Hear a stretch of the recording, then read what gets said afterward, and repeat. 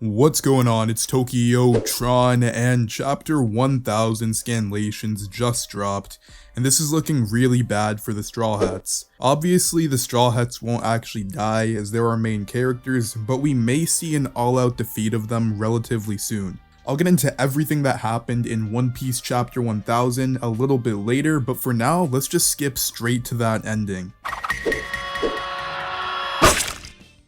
This chapter was relatively slow to start off, but that ending though, I mean, that shit was absolutely crazy. Law, Kid, Killer, Zoro, and Luffy all arrived at the top of Onigashima relatively at the same time, and all 5 of them had to face off against Kaido and Big Mom. Upon Luffy's arrival, he uses a brand new technique called Red Rock, which definitely utilizes his new mastery of Ryo. And it actually seemed that this attack maybe did something to Kaido. Although the scans were a bit rough, it could have also just pissed Kaido off because his face looks really dark, like maybe ash or it got burned by Luffy's attack. But either way, it didn't do significant damage to Kaido that's gonna help them take him out in any way. So either his new attack can damage Kaido, or he just pissed off 2 Yonkos. And Big Mom and Kaido are shook, but ultimately this is probably pretty bad for the 5 pirates facing off against the 2 Yonko. The last time we saw a big group like this against fewer enemies was the Strawhats versus the Pacifistas, and well, we all know how that went. And more than just that, there's been a pretty consistent pattern with how many attempts it takes for Luffy and company to beat a villain, and this magic number is normally 3. This has been established all the way since back in Alabasta with Luffy versus Crocodile, and it would be pretty shocking if Luffy manages to defeat a fish in less attempts than it took to beat a crocodile. But I guess when I put it like that, maybe it does make a little sense. Anyway, there's this whole other theory coined by Mr. Morge that the raid will end in failure. No chance that the Fire Festival ends in success.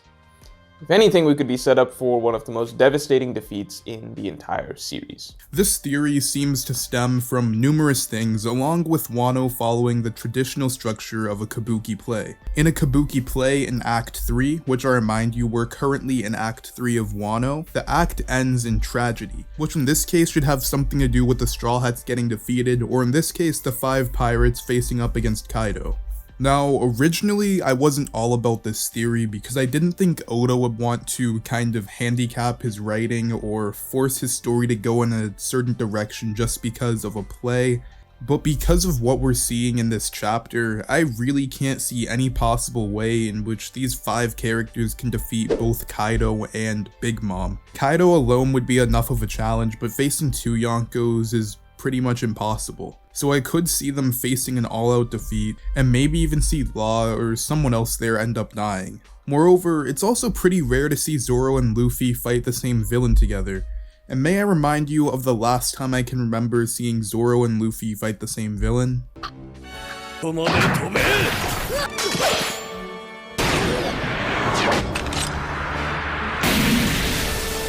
So yeah, that didn't turn out too great for them, and we might unfortunately see both Luffy and Zoro face a similar fate very soon.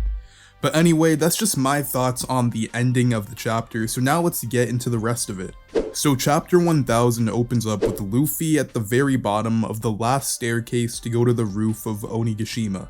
When he gets there, he's greeted by a number of minks who ended up defeating all of the beast pirates, clearing a path for Luffy to go on ahead. They have a brief conversation where Luffy respects everything they've done so far and also gives them props for everything they did to protect Raizo back in Zou. And one of the minks even starts crying as Luffy finally gets up to the very top of Onigashima. Next up, we got the Battle of the Commanders. We see the former 1st Division commander in Marco facing up against Kaido's 1st and 2nd commanders, King and Queen. And Marco's low-key brushing them off. Seems like King and Queen really aren't anything to Marco, at least for now. Although this is probably going to change relatively soon, as there's no way that Marco should be able to 2v1 someone else's 1st and 2nd commander. But at least for now, they're not really sure about how Marco's powers works. King and Queen both try to stop Marco from making it up to the top, but because of how Marco's devil fruit works with his flames, they can't seem to hit him and they even think he's invincible for a second. So after Marco evades all of King and Queen's attacks, he ends up flinging Zoro to the roof, so Zoro's on top of Onigashima now as well as Luffy. And then we get some more stuff with the Yamato and Ace flashback. So before the flashback actually starts, we see Yamato with Shinobu and Momonosuke. Momo questions Yamato about what she meant when she said D, but Yamato doesn't really directly respond to this. She just kind of tells him that she indeed has Odin's logbook. And then she tells Momo that she'll be passing down the logbook to him since he's Odin's son after all. Yamato tells Momonosuke that he was born on Whitebeard's ship and then spent some time on Roger's ship. Then Yamato tells Momonosuke that in the logbook it said that 20 years in the future, a new generation of strong people would emerge and come into the new world, and that future's now. And after saying that, she also says that she thought that Ace would be the one leading them, and that's where we get the second part of the flashback, leading to how she finally figured out that Luffy would be the true leader rebelling against Kaido. So in this second part of the flashback, Ace was talking to Yamato and basically anyone he saw about his younger brother Luffy. And when they were drinking, Ace was pretty much just gassing up Luffy, but then he also said a rather particular quote of Luffy. What will he do at the end of his dream? At first, Ace thought that this was kind of weird for him to tell and immediately somewhat regretted saying this to Yamato. But Yamato read the whole situation differently, because Yamato remembered that based on the logbook, Roger once said to Whitebeard and Odin after the fight between Roger and Whitebeard's crew, what will he do at the end of his dream? And after hearing this, Yamato was almost certain that Luffy would be the man to lead the pirates to take down Kaido in 20 years as per the prophecy.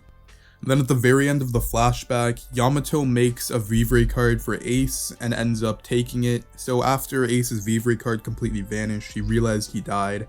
And then Yamato also even figured out that Ace was Roger's son and had a brother who's also a pirate, further reinforcing the fact that she kind of knew that Luffy would end up being the man to inevitably defeat Kaido. And after all this stuff with Yamato, Momonosuke, and the flashback, we cut back to the present, which was the ending of the chapter which I discussed earlier. Just to recap, we saw Luffy, Kid, Killer, Zoro, and Law all reach the top of Onigashima, facing off against both Big Mom and Kaido. At first, Kid makes a little remark asking them if they're there to watch his fight with Kaido, since it seems like Kid is still trying to play up the fact that he'll be fighting Kaido one-on-one, which we all know definitely is not gonna happen. And then Kaido and Big Mom made a pretty big mistake. They made fun of the main character's dreams. Kaido and Big Mom start teasing Luffy about how Luffy always said he wanted to become the king of the pirates, but Luffy ignores them, walks between both of them, and goes to see how Kinemon's doing. Kaido continues to taunt Luffy, but Luffy's just holding Kinemon, and it looks like all of the scabbards are very close to death. They're all beaten, bloodied, semi-unconscious, and they can't really do anything. Luffy simply tells Kinemon that he's sorry for being late, and Kinemon and the rest of the scabbards all look super defeated, saying that after their embarrassing 9v1 loss to Kaido, they can't bear to face Odin in the afterlife. And then Kinemon asks Luffy to bear the burden of saving Wano Kuni, doing the thing that the scabbards couldn't do. Luffy obviously accepts the challenge, saying of course he'll save Wano because it's his friend's country after all. And immediately after saying that, Kaido's kinda done with Luffy's shit, and he swings his Kanabo straight at Luffy, and Luffy manages to dodge the attack. But right before the attack hits Kinemon, Law uses his Devil Fruit to teleport all of the scabbards to the floor below to get them out of the way in the fight. Right after Luffy dodges the attack, he jumps up into the air, says Gear 3rd Gomu Gomu no Mi, uses a brand new attack which he calls Red Hawk, which hits Kaido directly in the face. And that's where we get the end of the chapter, with Big Mom and Kaido both pissed off at Luffy, and Luffy declaring, "I am Monkey D. Luffy, the man who will surpass both of you and become the king of the pirates." And that's it for chapter 1000. It was a really great chapter, and as always, that's just my thoughts. Now let me hear yours in the comment section down below. And as always, make sure to like and subscribe.